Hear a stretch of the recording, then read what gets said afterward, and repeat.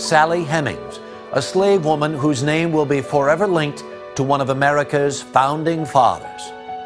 When 3-year-old Sally Hemings arrived at Monticello as part of an inheritance for Thomas Jefferson, she could not have guessed the adventure her life would become.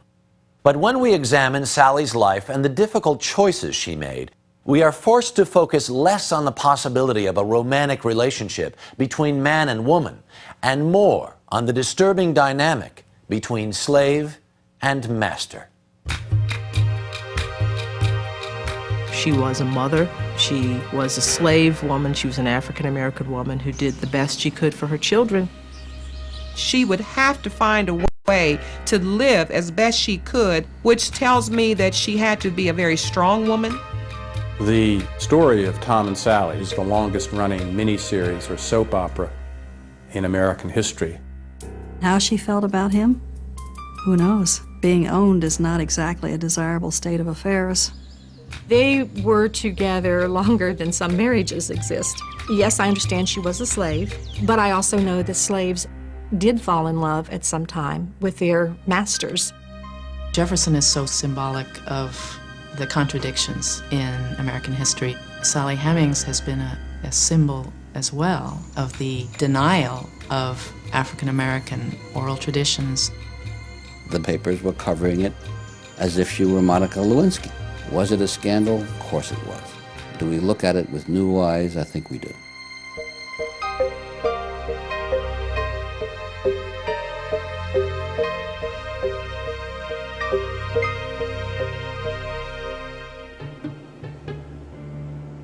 In November 1998, a tantalizing mystery about the private life of Thomas Jefferson yielded to science, shedding light on one of America's most complex and controversial presidents, and his slave named Sally Hemings.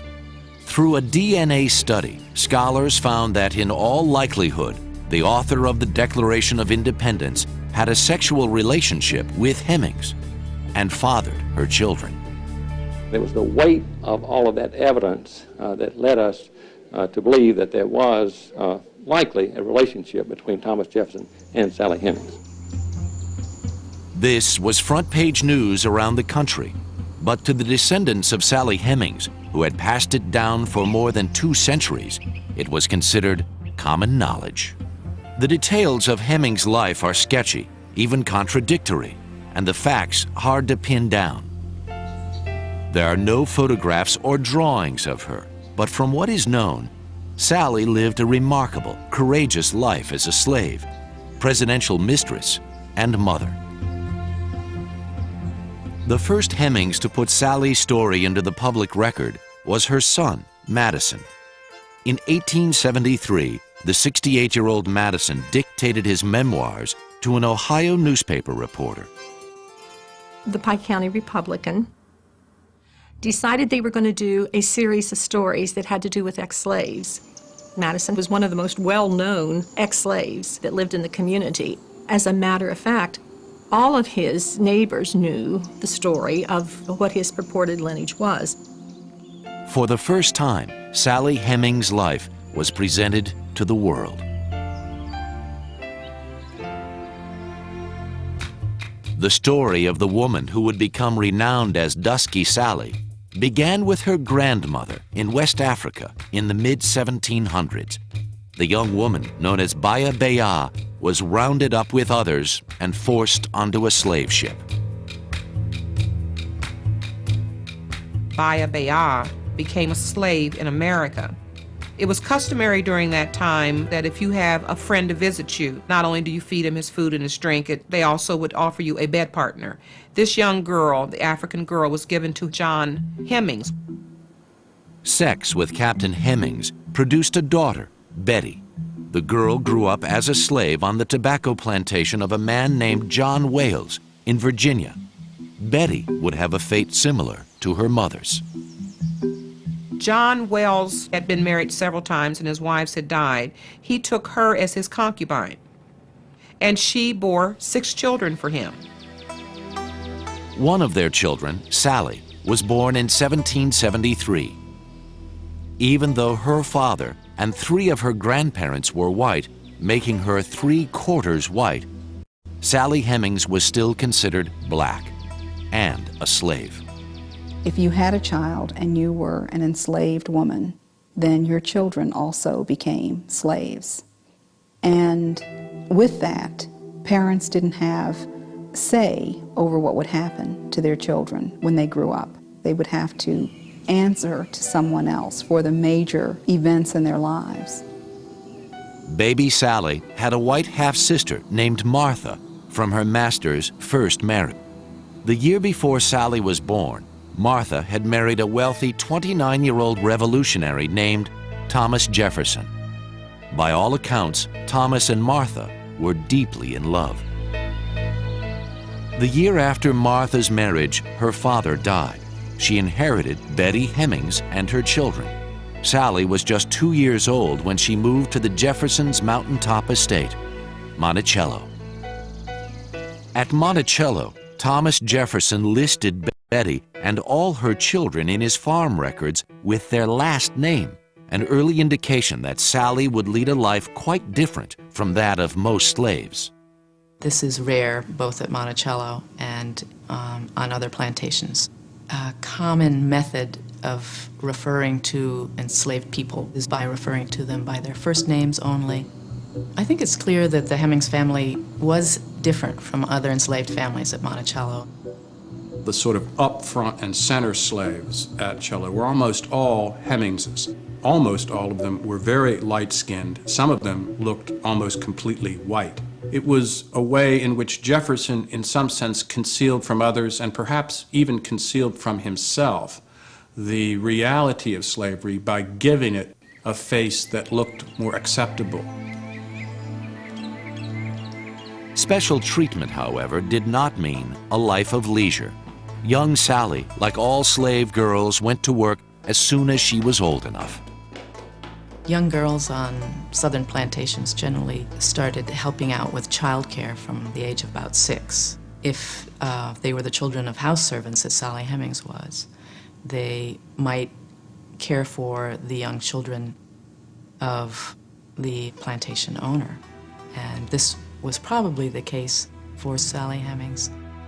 As she grew older, her responsibilities would have increased and she would have gone into weaving and spinning, learning how to make cloth, and from there she would have been trained specifically to do a certain type of work. Sally did have one advantage that many slaves did not. She was raised by her mother and grew up with her siblings. One of the things that I think challenged many people was the whole idea that their children would grow up without knowing who they were. I think that the important thing for someone like Sally Hemings would have been that she would have been part of a family. Sally was able to work side by side with all her brothers and sisters, and perhaps her greatest influence, her mother, Betty. These years were busy ones for the master of the plantation as well.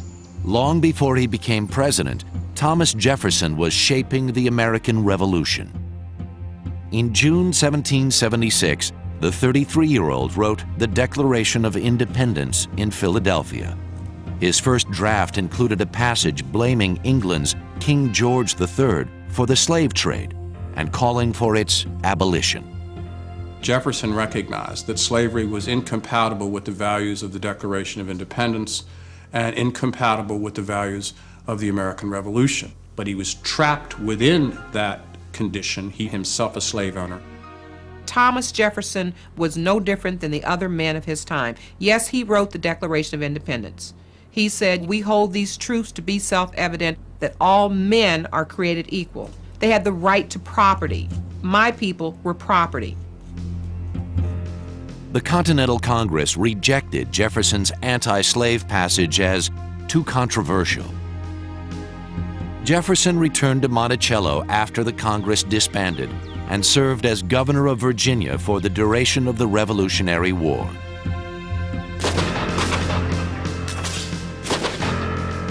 Sally Hemings and Jefferson's other slaves maintained a steady rhythm of life while the fight for independence was raging around them.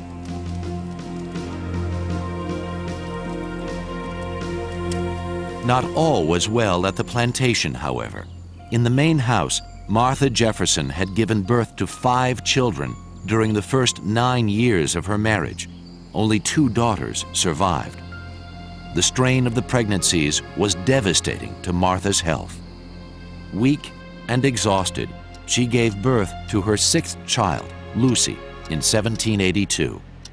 Then Martha's body gave out. Tradition holds that on her deathbed, Martha gave this bell to 9-year-old Sally. Thomas was at Martha's side when his wife died at the age of 37.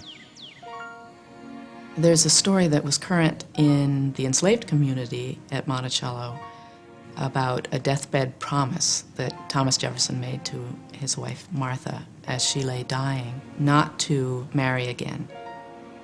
Jefferson was inconsolable for weeks, but life at Monticello carried on. Young Sally continued to serve Jefferson's daughters, Patsy, Polly, and the newborn Lucy.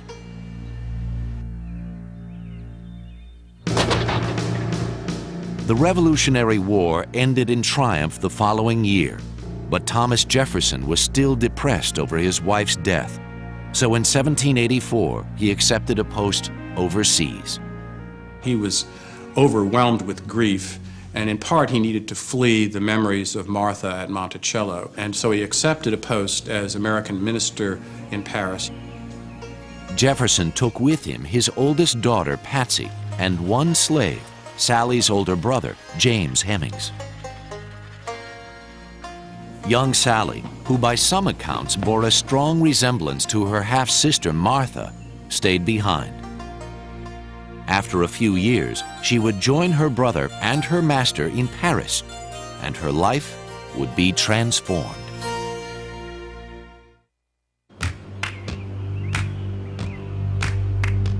In the mid-1780s, the teenage Sally Hemings had no way of knowing that she was about to be launched on a journey unlike that of any American slave. Her master, Thomas Jefferson, still in mourning for his wife Martha, had taken a post in France as the American ambassador. His oldest daughter, Patsy, was living with him, along with Sally's older brother, James. Sally was sent to live with Jefferson's younger daughters, Polly and Lucy, at their aunt and uncle's Virginia plantation. Sally's primary duty there was to wait on the 2 girls. While Jefferson was overseas, he received heartbreaking news. Both his daughters had contracted whooping cough, and 2-year-old Lucy had died. Jefferson became more and more anxious to have Polly present with him in Paris, and wrote and said, please make arrangements to send Polly to me in France. By the time Polly's trip was finally arranged, the middle-aged slave who was supposed to accompany her had fallen ill, so 14-year-old Sally Hemings was sent in her place. We assume that Sally Hemings was chosen to be Polly's companion because she had been her companion through childhood and was considered her maid. The 2 girls crossed the Atlantic and arrived in London, where they were met by the American ambassador, John Adams, and his wife, Abigail.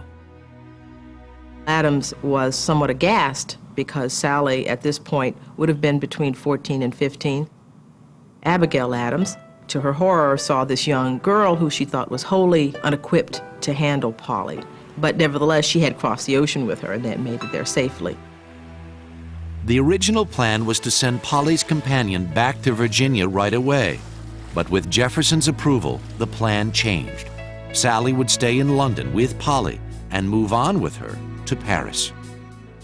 Abigail Adams did buy both of them clothes. She outfitted Sally and outfitted Polly so that they would be presentable in France. I've always wondered why Sally Hemings continued on, across the ocean to London and then to France. It does seem that Sally Hemings was the one constant in Polly Jefferson's life at this time. Smallpox was a problem in Europe, So the first thing Jefferson did upon Sally's arrival in France was to have her inoculated. That probably was a somewhat frightening procedure, and you had to be quarantined for several weeks. So she was probably taken somewhere outside of Paris, because that was the law at that time. Sally Hemings was now ready to embark on an adventure that most Virginia girls, much less slaves, could only dream about: living in Paris.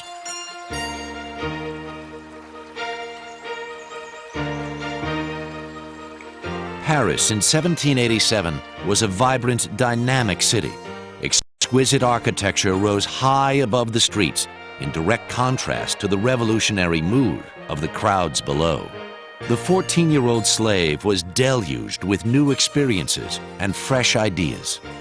The whole experience must have been incredibly exciting for a young girl, any young girl, and certainly a person who had grown up on a plantation in Virginia.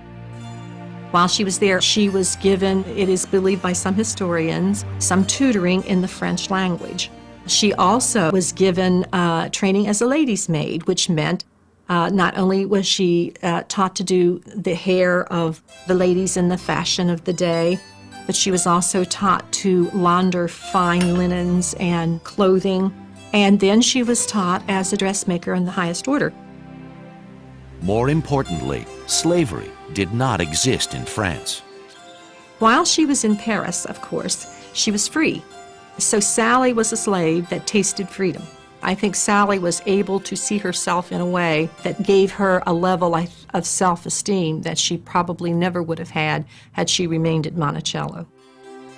Sally's older brother James had come to Paris with Jefferson 3 years before to be trained in the art of French cooking. James, no doubt, taught Sally how to interact with the French servants in Jefferson's household and helped her learn French customs and culture. James was also being paid for his services. Soon, so was Sally. As long as she stayed in France, she was a free person, and so she was paid as a servant would be. However, not as much, but at least she experienced being paid for what you do. Sally also had the unique experience of living on her own when Jefferson sent her to a boarding house for more than a month. The owner of the house, one Madame Dupré, was the Jefferson family laundress. There's no reason to suppose that Madame Dupré would be acting as a slave master in that role. All these types of experiences go into making it's sort of not the equivalent of a grand tour, but it would be something like that, to find herself in the middle of Paris, in the middle of this very, very opulent time, and having a chance to live on her own. Jefferson's daughters, Patsy and Polly, who attended a convent school, also introduced Sally to other sides of Parisian life. We know very little directly about Sally Hemings' duties in Paris, but we know that by the end of that time, she was acting as lady's maid to both Polly and Patsy Jefferson. Some of Polly and Patsy's classmates at the convent actually had their maids living there, and it's not impossible that Sally Hemings might have spent some time at the convent. Sally's world broadened even more when Patsy turned 17 and began to attend social functions with her father. We assume that Sally Hemings would have certainly prepared her for these outings, but probably accompanied her on a number of them as well. There are indications in the fact that Jefferson suddenly began buying Sally Hemings more clothing at the same time that he bought his daughter Patsy more clothing. There were letters that came to Patsy from friends that she had in Paris, and in the letters they always mentioned Sally. Sally seemed to be more a part of what was going on in Patsy's life than she would have been at Monticello. It would also seem that Ambassador Jefferson was one of those who began to treat Sally differently in Paris. In fact, her son Madison Hemings makes it quite clear in his memoirs that, during that time, my mother became Mr. Jefferson's concubine. The teenage slave from Virginia had forged a completely new life in an exciting and foreign land. Soon, Sally Hemings would be forced to make a choice between the freedom of Paris and returning to America with Thomas Jefferson.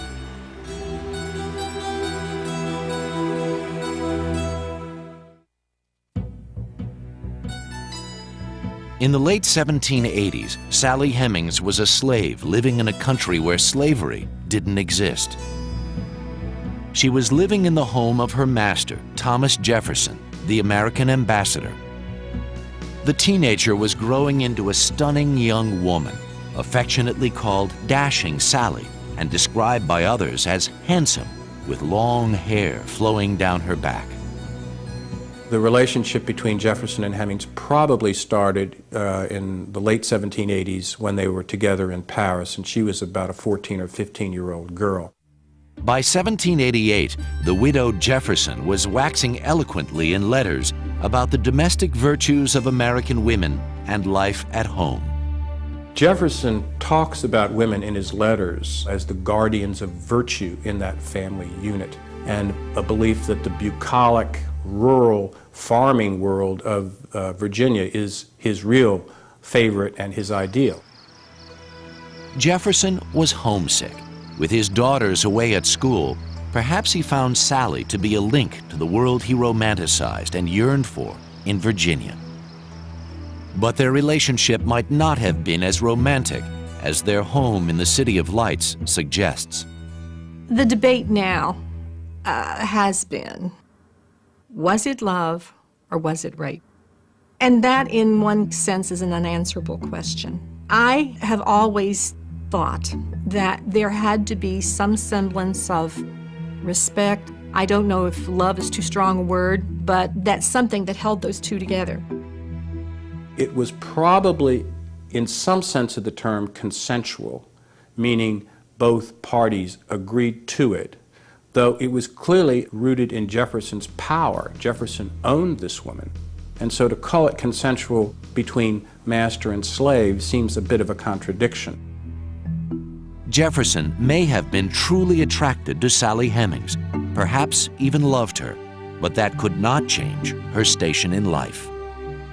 I think that he had affections and feelings for Sally. I think he was probably very possessive about her as well. But in the meantime, it was okay for him to keep her family and her in a situation where they lived as house servants would live. In the private time, when no one's around and it's just the two of them, of course now you have man and woman. And how she felt about him? Who knows? Being owned is not exactly a desirable state of affairs. He could break his promises at any time to her, so she managed him very well, I think. In the Paris of 1789, Jefferson was enjoying his role as a patron saint and advisor as the masses stormed the Bastille and launched the French Revolution. Then his well-ordered world came crashing down. Patsy threatens to convert to Catholicism. As soon as he hears that, he removes her from the convent and makes plans to return to Virginia. Still, Jefferson had an even bigger problem. According to Madison Hemings' account, Sally Hemings was pregnant at the time, and she didn't wish to return to Virginia when Jefferson and his daughters were returning. The other thing that Sally did while she was in Paris was that she learned to bargain.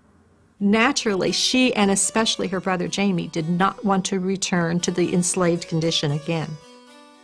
Jefferson convinced Sally's brother James to return to America by promising to give him his freedom if he would stay home long enough to teach a replacement what he had learned of French cooking.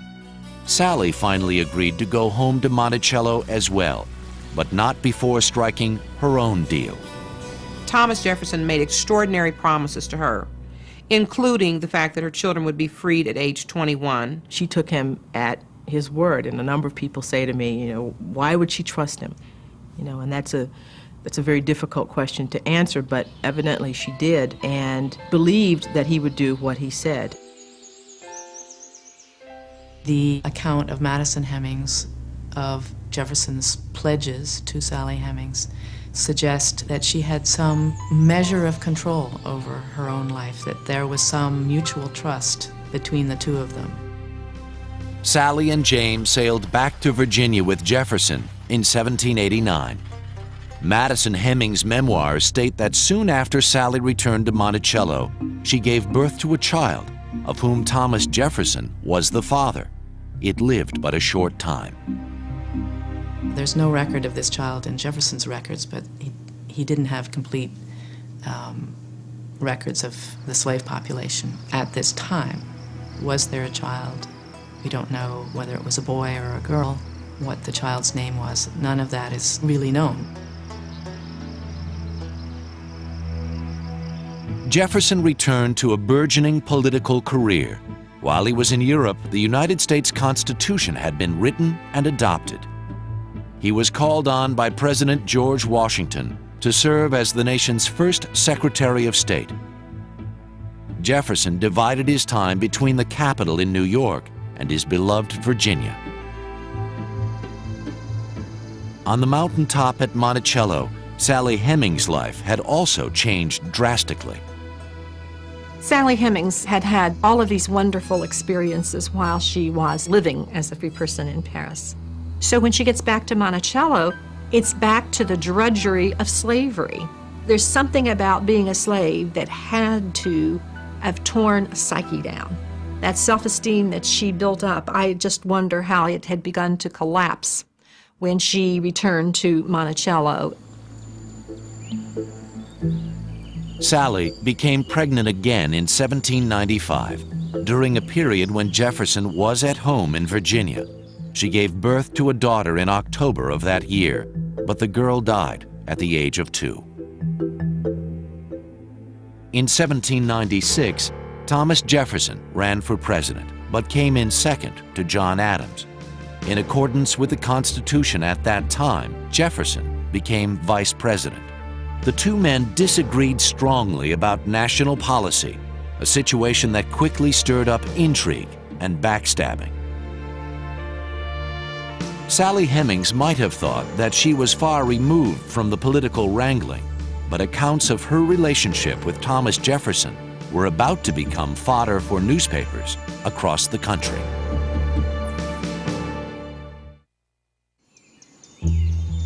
By 1797, Sally Hemings had been back from Paris for 8 years and had resumed her role as a slave at Monticello. Her master, Vice President Thomas Jefferson, was away much of the time, plotting against his arch-rival and boss, President John Adams. Yet in April 1798, 25-year-old Sally gave birth to her first recorded son, Beverly.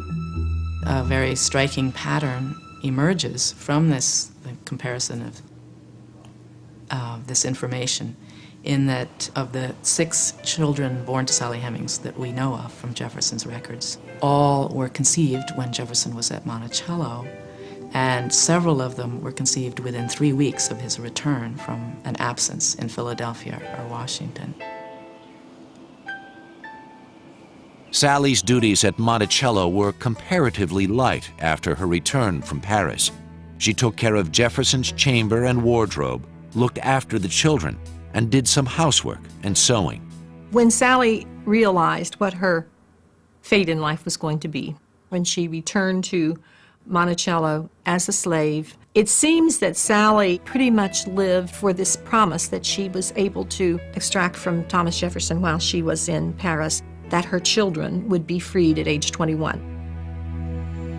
Hemings lived in several locations near the hilltop at Monticello, before she apparently settled into one of the servants' rooms under the South Terrace.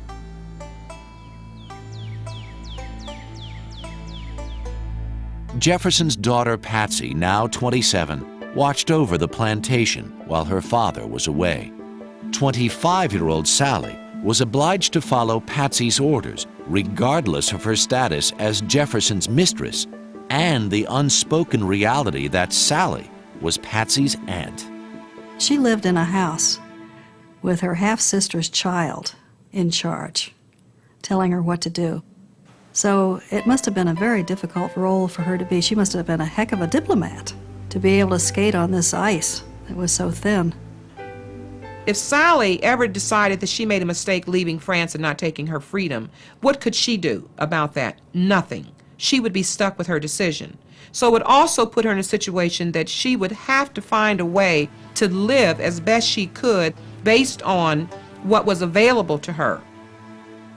While Sally Hemings tended to Jefferson's home and the children, the vice president spent most of his time in Philadelphia, embroiled in the struggles of the new American government. The relationship between Jefferson and Hemings made sense for Jefferson. He was a man obsessed with control. It meant that he could devote the bulk of his other energies to his public career without the customary obligations of a husband. He had an unexpected bonus. He had Martha's half-sister. Now, having someone who's beautiful, has a spirit and personality and essence of this woman that you loved, but also someone that you own, gives you a situation where you can have your cake and eat it too. He didn't have to be faithful to her, and we have heard of no other woman during that tenure that occupied his interest, at least publicly. So we think that he was fascinated with her, and that was quite a trick. They were together longer than some marriages exist. Yes, I understand she was a slave, but I also know that slaves did fall in love at some time with their masters. To say that there could be no feeling is to say that someone that is enslaved is not lovable. To say that there could not have been feeling on the part of Sally also says that a slave could not love. Whether it was love or just convenience, their relationship would not remain private for long. By 1799, a full-blown political war was raging in Philadelphia. Vice President Thomas Jefferson had secretly enlisted a journalist named James Callender to attack his political enemies, in particular, President John Adams. Criticism of government officials was illegal at the time under the Sedition Act, and Callender ended up in jail. His work didn't entirely tip the scales of victory in the next presidential election, but Jefferson did beat Adams, and Jefferson was sworn in as the third President of the United States in March 1801. Shortly afterwards, Callender was released from jail. He'd served a year in this really miserable jail, and he'd suffered. So he said, okay, I'd like to be the postmaster of Richmond. And please also pay my fine that I had to pay, and I can't afford the $200. And essentially, Jefferson said, you're too hot now. Goodbye and good luck. Callender brooded for a year over this betrayal before he struck back in the way he knew best. When Jefferson didn't give him an appointment as postmaster of Richmond, he turned against him, and he used whatever was at his disposal. Sally Hemings was just a tool. Callender had picked up enough evidence of Jefferson's relationship with Hemings to write an article about it in the Richmond Recorder. He broke the story in September of 1802 of the woman he called Dusky Sally. Well, the story exploded. After he found out that she appeared white, he stopped calling her that and referred to her as the African Venus. A series of articles explained that Jefferson and Hemings had begun a relationship in Paris and that the pair had children. Callender wrote, "It is well known that the man whom it delighteth the people to honor keeps and for many years has kept as his concubine one of his slaves. Her name is Sally." Newspapers across the country picked up the story. As Callender knew, the scandal in Virginia was not so much that the plantation owner was making use sexually of a slave, because that happened all the time. It was that he treated her with respect. Jefferson himself never directly denied the allegation, but his supporters did. What they could not deny was that there was a slave at Jefferson's home in Virginia named Sally, and that her children bore an uncanny resemblance to the President of the United States. The public was titillated, but Jefferson played the scandal perfectly. He did things according to the rules of that game. As long as he didn't take Sally down to the church and say, we're going to get married, things were fine. The story had no long-lasting effect on Jefferson's presidency, and in 1804, he won re-election by a landslide. As for Sally Hemings, no one knows if she had any reaction to the scandal or even saw the articles about herself. There's been questions as to whether or not Sally was literate or not, and whether could she read and write. I question if she really did. Even if Sally was literate, she left no documents behind. But almost 200 years later, DNA test would speak louder than any letter in her own hand ever could.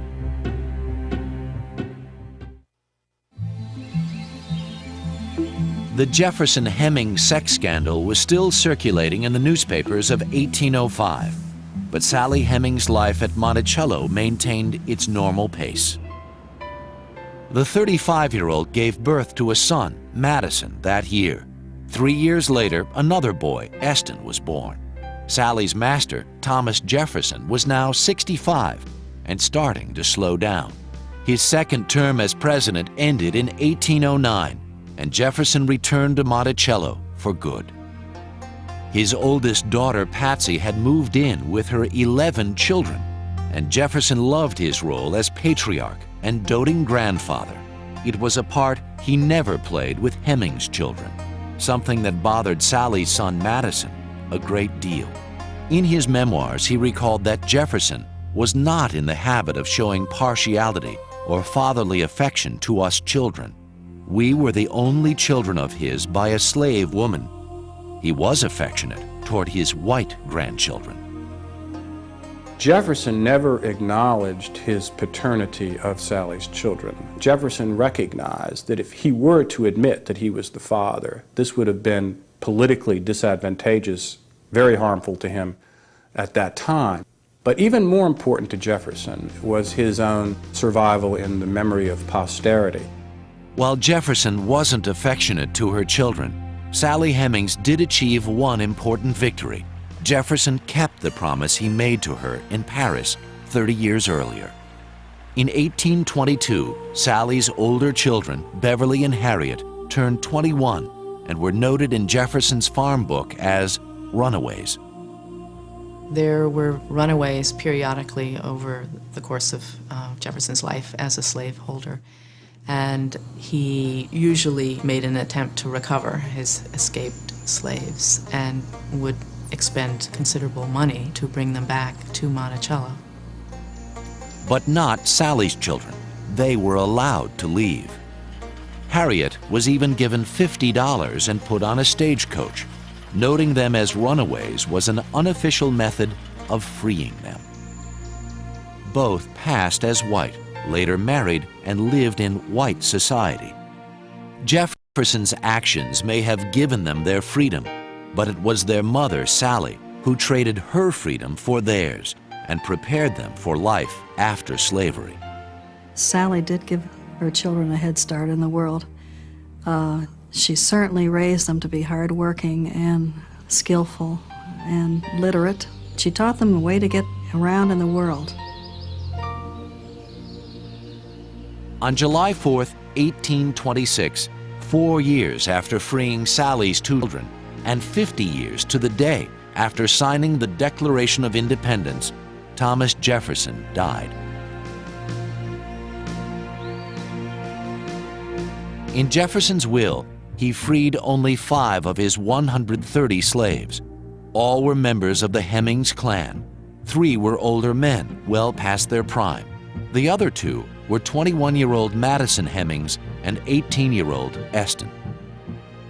Not only did Thomas Jefferson free these 2 boys, he also made a petition to the legislature to allow them to stay in the state of Virginia. The rule at that time was that if you're a freed slave and you stay in the state of Virginia past a year, you automatically could become enslaved again.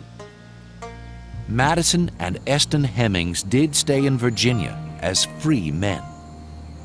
But Sally was not freed in Jefferson's will. He actually told his daughter to free Sally after he had died. So she did what's called giving her time, which was letting a slave go and not requiring that the slave be chased down and recaptured.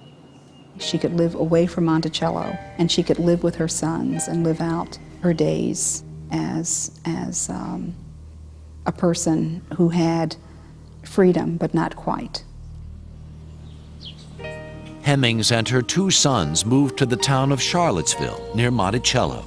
She lived in a house on West Main Street until she died at the age of 62, 9 years after Jefferson. There is no record of where she was buried. Her sons moved to Ohio after her death. Even though they could have passed into white society like their siblings, they lived as black men. Later, Eston moved his family to Wisconsin and into white society.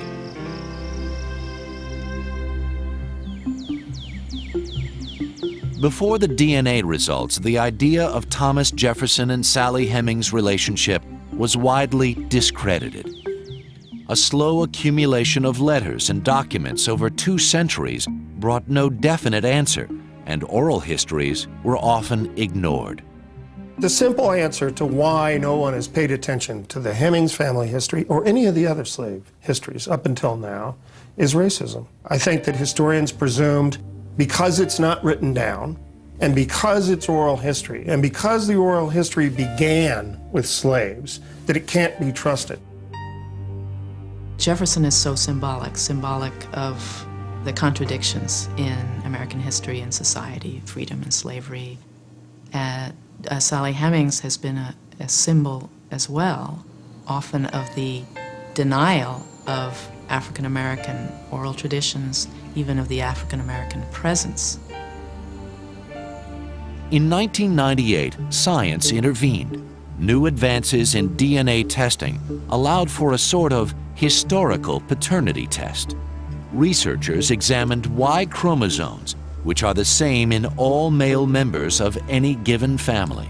Blood from Eston Hemings' great-great-grandson was tested against that of several Jefferson men to see if the Y chromosomes matched. The test was positive. They were all genetic Jeffersons. Taken together with all of the extensive historical evidence, this piece of information tipped the balance. It seems most probable that Thomas Jefferson was the father. Finally, after all these years has gone by, they're going to have to spend their time trying to disprove themselves rather than me.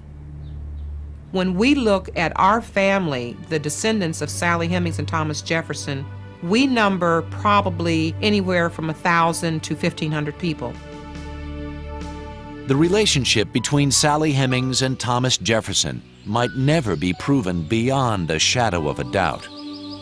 And whether she loved Jefferson or simply accepted her fate, one thing is certain: Sally Hemings left a legacy to her children and the American people. She was able to do in her lifetime what many other enslaved women wanted to do in theirs, which was to leave their children a legacy of freedom. It's not a bad thing to have a mixed heritage. It's a wonderful thing. If America could just see that in their own families. And it's not about color, it's about family, and it's about loving and relating to people as people. America herself was built on imperfect people trying to come together as one, and they made so many mistakes along the way. Why do we assume now that those same people were perfect? And we hope that we can give somebody a gift from our heritage to say it's okay to talk about it.